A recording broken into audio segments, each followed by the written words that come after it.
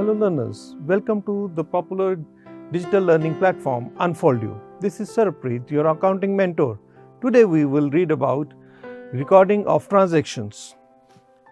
First of all, we'll know the objectives. The first objective is business transaction, source document, accounting vouchers, accounting equation, rules of debits and credits, types of account as per the modern approach.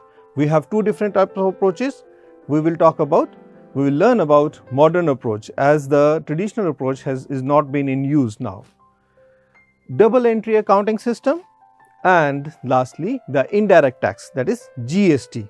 So these are the basic contents which we are going to learn in this chapter. First of all, we'll learn business transaction and source documents.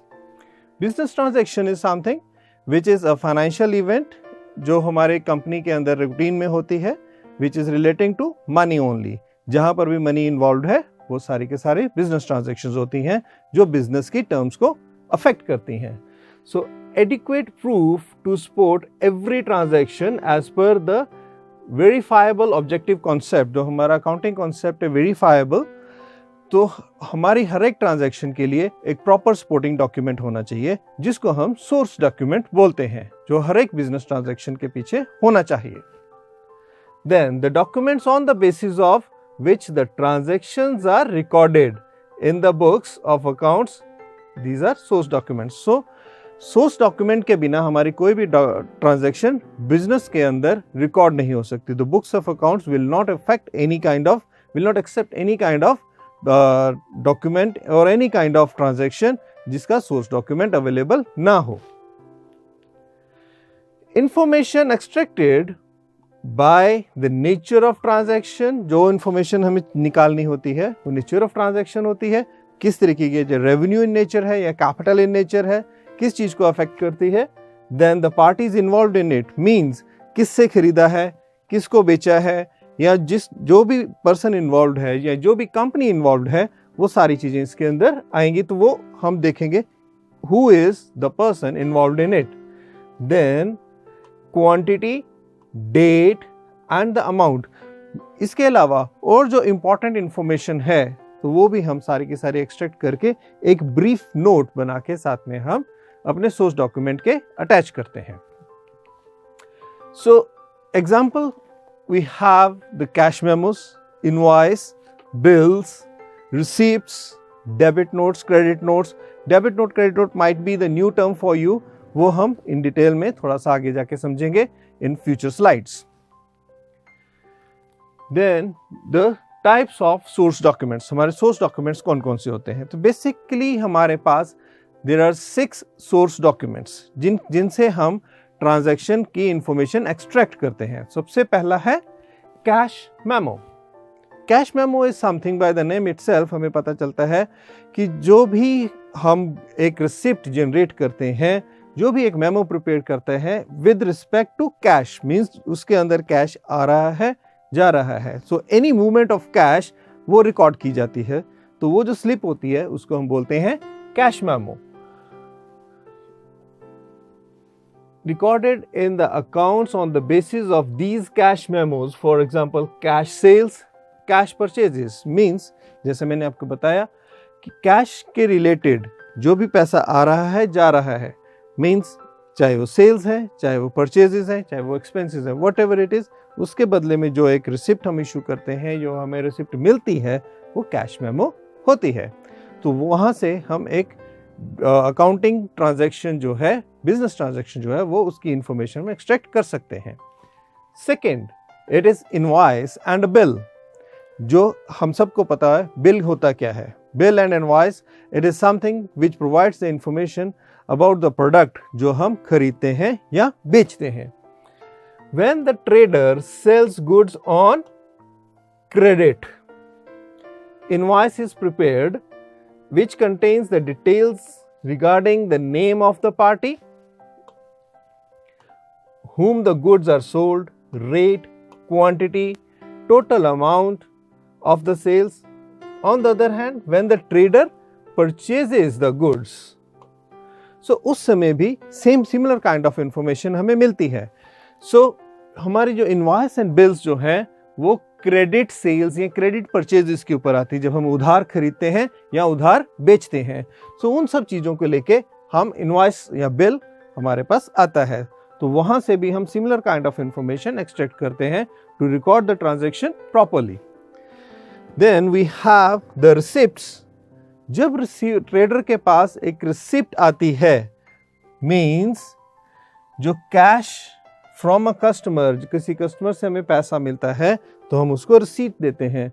हम छोटा मोटा सामान जो खरीदते हैं, may B stationery का purchase कर लिया, चाहे हम रूटीन आइटम जो परचेस कर रहे हैं, ठीक है, तो उन सब चीज़ों के लिए हमारे पास छोटी सी रिसिप्ट आती है। तो वो क्या होती है कि जिसके बदले हमने पैसा दिया और वो ले लिया, सामान ले लिया, तो वो हमारे लिए कैश रिसिप्ट होती है। उससे भी हमारी एक ब्रीफ इंफॉर्मेशन एक्सट्रैक्ट होती है। So this is also one of the source documents. Then number 4 is the debit note. Debit note is something जब हमारा जो सामान है जो हमने खरीदा था अपने सप्लायर को हम रिटर्न करते हैं, when the goods are returned to the supplier, तब हम डेबिट नोट इशू करते हैं। मीन्स जो हमने सामान पहले से खरीदा हुआ है उसके अगेंस्ट हमारे पास एक बिल इशू होता है, तो उसको हम रिटर्न कर रहे हैं, may be due to any fault, चाहे उसके अंदर हमारे जो क्वांटिटी है हमारे ऑर्डर के अकॉर्डिंगली ना हो, चाहे क्वालिटी मिसमैच हो, चाहे ओवर या एक्सेस क्वांटिटी हमारे सप्लाई कर दी गई हो, जो भी रीज़न है उस रीज़न के साथ हम वो सामान वापस भेजते हैं अपने सप्लायर को, तो उसको हम बोलते हैं डेबिट नोट। तो उसके अंदर भी सिमिलर काइंड ऑफ डिस्क्रिप्शन होती है जो हमारे ओरिजिनल इनवॉइस के ऊपर आती है। So this is what a debit note is, so that कि हमारे बुक्स ऑफ अकाउंट्स के अंदर जितने का डेबिट नोट इशू किया है उतने का हमारा क्रेडिट रिफ्लेक्ट कर जाए या डेबिट रिफ्लेक्ट कर जाए। So it indicates the suppliers means creditors account being debited। जो हमारा सप्लायर है जिसको हमने वापस भेजा है सामान, उसका अकाउंट हम क्या करते हैं, डेबिट करते हैं। So then we have the number 5th source document, that is credit note. Similar to the debit note, जो हमने सप्लायर को सामान बेचा है तो उसके बदले में हमने डेबिट नोट इशू किया था, सिमिलरली क्रेडिट नोट होता है। जब हमने सामान किसी और को बेचा है तो वो बंदा हमें सामान वापस भेज रहा है, हमारी सेल्स रिटर्न हो गई हैं। जब हमारी सेल्स रिटर्न हो जाती हैं तो उस समय हम क्या करते हैं, एक क्रेडिट नोट इशू कर देते हैं कि बंदे को कि इतना पैसा हमने आपको देना है। So these are the goods received back as sales return from the customer, a credit note is sent to him. तो उसका जो अकाउंट है हम उसको सेम सिमिलर अमाउंट से डेबिट कर देते हैं। So this is what number 5th source document. Number 6 is pay in slip. Pay in slip is generally used in the banks। जब भी बैंक के अंदर हमने पैसा जमा करवाना है या बैंक से हम किसी किस्म की भी ट्रांजैक्शन करते हैं, चाहे वो मनी ट्रांसफर करवानी हो, हम पे इन स्लिप यूज करते हैं। So mostly it is to deposit the money in terms of cash और चेक। जो बैंक में हम करते हैं तो वो पे इन स्लिप होती है।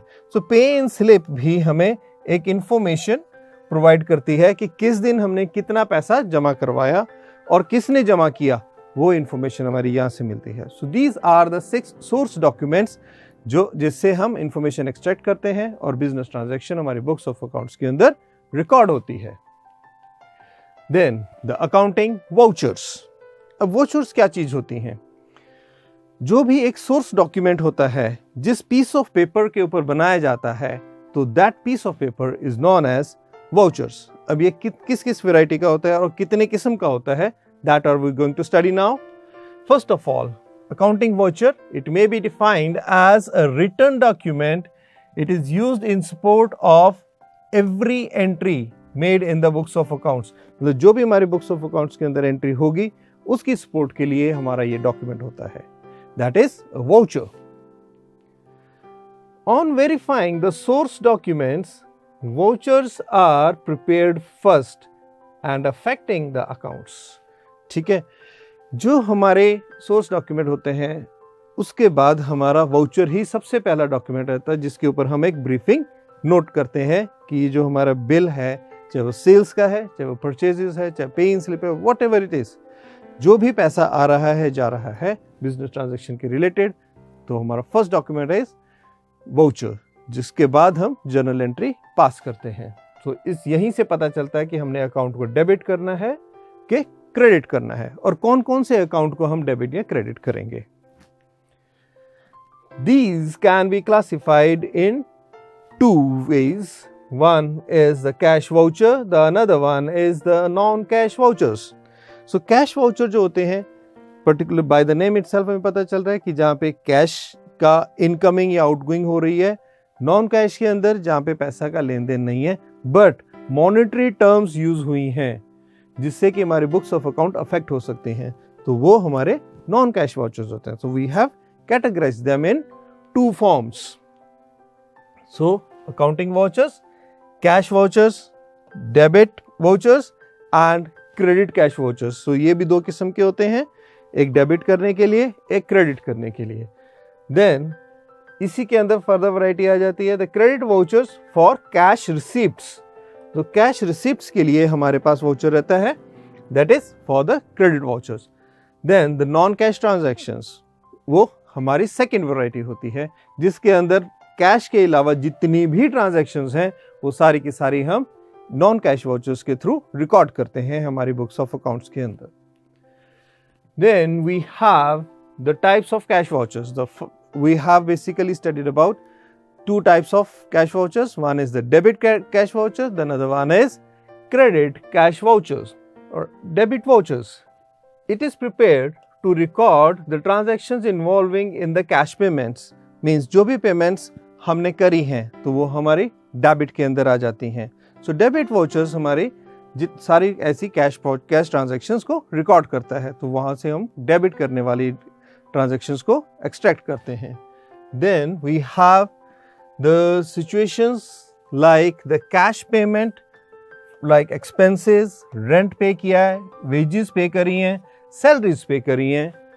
Then the cash purchases of goods, we have fixed assets जो हमने कैश परचेज करी हैं, लाइक एयर कंडीशनर हम कैश परचेज कर सकते हैं, तो उसके लिए refrigerator for office use, pantry के लिए। तो ऐसे जितनी भी आइटम्स हैं जो 15-20 हज़ार या 50 हज़ार के बीच में आती हैं जिसके लिए हम कैश पे कर सकते हैं, तो वो हमारी सारी की सारी डेबिट वाउचर्स हो सकते हैं जिसमें हम कैश पे कर रहे हैं। Then cash payments to the creditors, किसी से हमने उधार सामान लिया था उसको हमने कैश पे कर दिया instead of making the payment by bank, तो वो भी हमारी डेबिट कैश वाउचर होती है। Then recording the drawings. Drawings क्या होती हैं? हमारा जो बिजनेसमैन है जब पैसा विड्रॉ करता है फॉर पर्सनल यूज़ के लिए, तो वो हमारी ड्रॉइंग्स होती हैं, तो उसके कैपिटल में से हम मनी किस तरीके से डिडक्ट करते हैं? By way of drawings. तो डायरेक्ट कैश उसके अकाउंट के अंदर हम नहीं लिखते।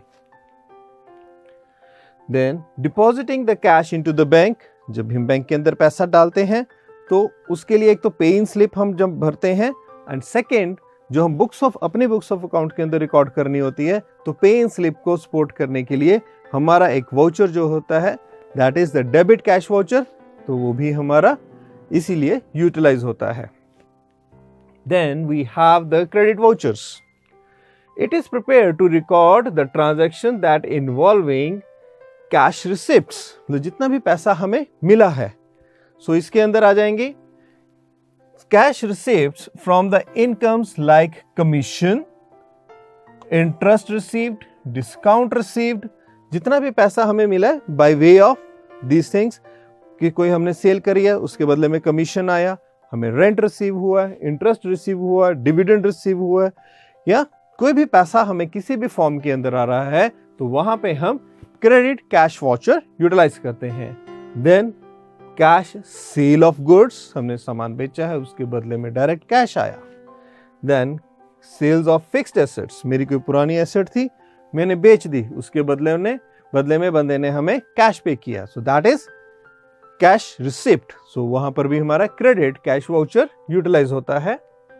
Then cash receipts from debtors, जैसे हमने क्रेडिटर्स को पे करने के लिए डेबिट कैश वाउचर यूटिलाइज किया था। सिमिलरली जब हमारे डेटर्स हैं हमें पैसा देंगे तो उनके लिए हम यूटिलाइज करते हैं credit cash voucher.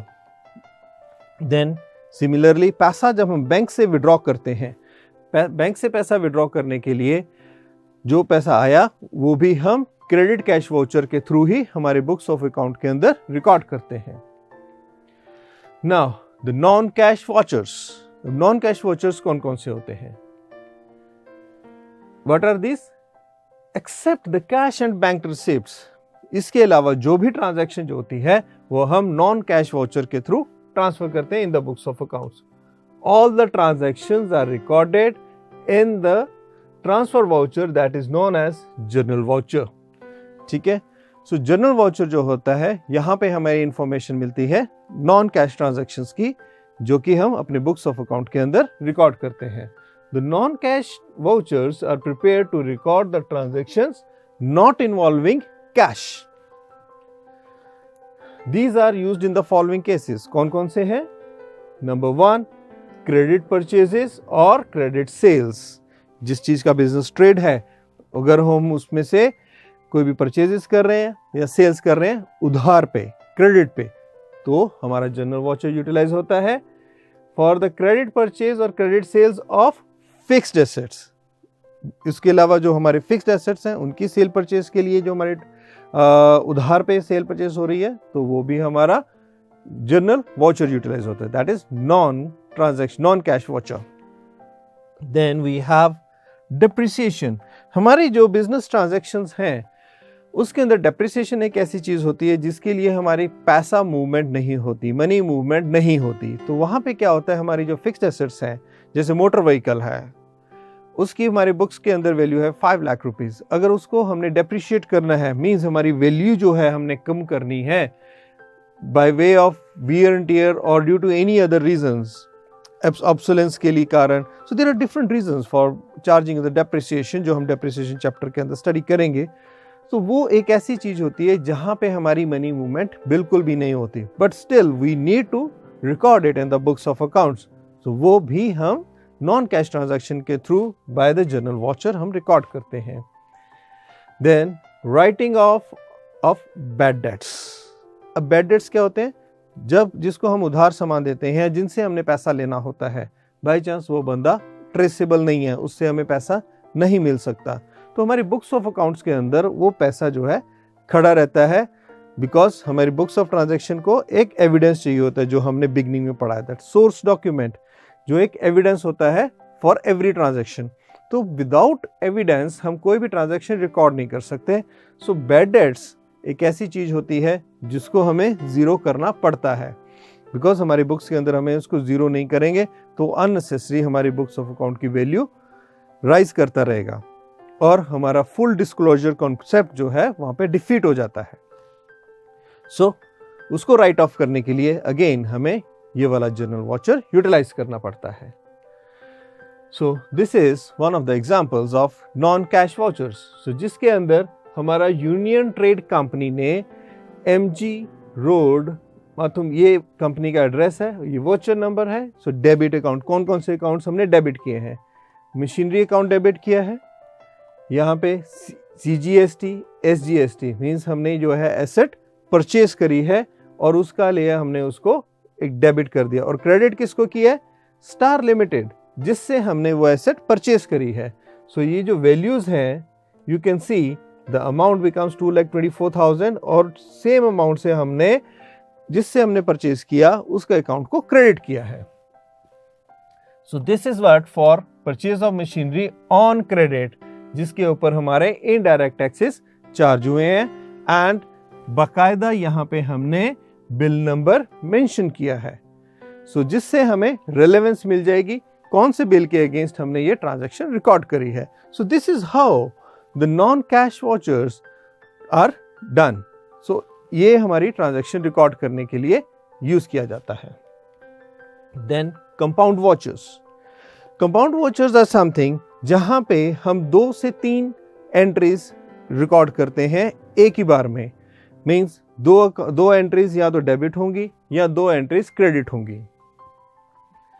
The document showing the transactions that contains multiple debits and one credit or multiple credits and one debit. So ये सब होते हैं हमारा कंपाउंड वोचर के अंदर. Compound voucher may be of two types. कौन कौन से हैं? Compound debit voucher, a document that contains multiple debits and one credit. ठीक है. सो डेबिट वोचर के अंदर क्या आएगा? जिसके अंदर एक से ज्यादा डेबिट्स अवेलेबल हैं, सिर्फ एक क्रेडिट है. जो हमने पीछे एग्जांपल देखा था उसके अंदर क्या था? हमने डेबिट्स 3 किए थे और क्रेडिट 1 किया था. That is star limited company. Then compound credit voucher, इसके अंदर हमारे पास मल्टीपल क्रेडिट आइटम्स होती हैं और एक डेबिट होती है. मींस हमने क्रेडिट ज्यादा किया है और ट्रांजैक्शन एक ही डेबिट हो रही है. एज एन एग्जाम्पल, सेम उत्तम ट्रेडिंग कंपनी की हमारे पास एग्जाम्पल है. यहाँ पे वोचर नंबर हमारे पास 147 है. यहाँ पे हमारा डेबिट अकाउंट हो रहा है सिर्फ और सिर्फ डिप्रिसिएशन का, एंड क्रेडिट हम किसको कर रहे हैं? मींस जो हमारी एसेट्स डेप्रिशिएट हुई हैं, furniture, car, machinery. So these are the 3 entries which are being credited. So assets का हमारा डेबिट अकाउंट होता है, उसको हमने ट्रांजैक्शन को, इनकी वैल्यू को डिक्रीज करने के लिए इनको हमने क्रेडिट कर दिया फॉर डेप्रिसिएशन. तो depreciation charged on fixed assets at 10%. हर एक एसेट का हमने डेप्रिसिएशन चार्ज किया है, कैलकुलेट किया है. जितनी वैल्यू उसकी बनती है वो टोटल वैल्यू हमने डेप्रिसिएशन के अगेंस्ट चार्ज कर दी. So this is how the journal vouchers, the non cash vouchers जो है कंपाउंड वॉचर्स के थ्रू हम लोग रिकॉर्ड करते हैं, जहां पे हमने एक से ज्यादा डेबिट या एक से ज्यादा क्रेडिट इन्वॉल्व हो जाते हैं. Then other vouchers, the complex vouchers और the journal vouchers. Complex vouchers क्या होते हैं? A document that contain multiple debits and multiple credits. अब कंपाउंड वाले के अंदर तो क्या था कि एक से ज्यादा डेबिट है या एक से ज्यादा क्रेडिट है, ऑपोजिट साइड में सिंगल एंट्रीज ही हैं. बट कॉम्प्लेक्स वॉचर्स के अंदर मल्टीपल डेबिट्स, मल्टीपल क्रेडिट्स, एक से ज्यादा डेबिट भी हो सकता है, एक से ज्यादा क्रेडिट भी हो सकता है. सो ट्रांजैक्शन कौन सी आ जाती हैं? The transaction with 1 debit and 1 credit is a simple transaction and the accounting voucher prepared for such transaction is known as transaction voucher. जहां पे एक एक होता है, एक डेबिट एक क्रेडिट, वो तो ट्रांजैक्शन वॉचर ही हम उसको कहते हैं. So this is what we have studied till now in the recording of transaction. Now it's the time for revision. My first question over here is, what is a source document? Source document हम किसको बोलते हैं? Cash memo, invoice or bill, debit note or all of them. So ये तीनों के तीनों ही हमारे source document का रोल प्ले करते हैं. So our correct option is D. Then second question, cash memo is prepared for cash debits, credit transactions, cash credits, all cash related transactions. So cash memo हम किसके लिए use करते हैं? तो जहां पर भी कैश की ट्रांजैक्शंस आ गई, चाहे वो क्रेडिट है चाहे वो डेबिट है, सो वो हमारी ऑप्शन डी बन जाएगी, all cash related transactions. Number 3 question, when is debit note issued? Debit note हम कब इशू करते हैं? At the time of sales, जब हमने सेल करी है. At the time of purchases, जब हम परचेजेस करते हैं. Goods returned by debtor, जिसको हमने सामान बेचा है, उस समय जब वो रिटर्न कर रहा है, sorry, the goods returned by debtor, जब वो सामान हमें रिटर्न कर रहा है जो हमने बेचा था, तब हम डेबिट नोट इशू करेंगे. या goods returned by creditor. So creditors को जब हम सामान रिटर्न करते हैं कि तब हम डेबिट नोट इशू करेंगे. डेफिनेटली जब हमने अपना सामान क्रेडिटर को रिटर्न किया जिससे कि हमने सामान परचेज किया था, तो वो हमारा ऑप्शन डी आ जाता है again. Number 4 question, which voucher is prepared for to depreciate assets? कौन सा वाउचर हम जनरेट करते हैं? Journal voucher, cash voucher, compound voucher और कॉम्प्लेक्स वाउचर। सो इनमें से हमारा कौन सा वाउचर आएगा जो हम डेप्रिसिएशन के लिए यूज करते हैं? That is a compound voucher, जहां पे हम एक से ज्यादा एसेट क्रेडिट करते हैं और डेप्रिसिएशन का अकाउंट एक सिंगल अकाउंट जो हम डेबिट करते हैं। So thank you for watching this video. So this is all in it. See you in the next session. If you have any doubts, you can share it in the Ask Your Doubts section. Till then, keep learning. Take care.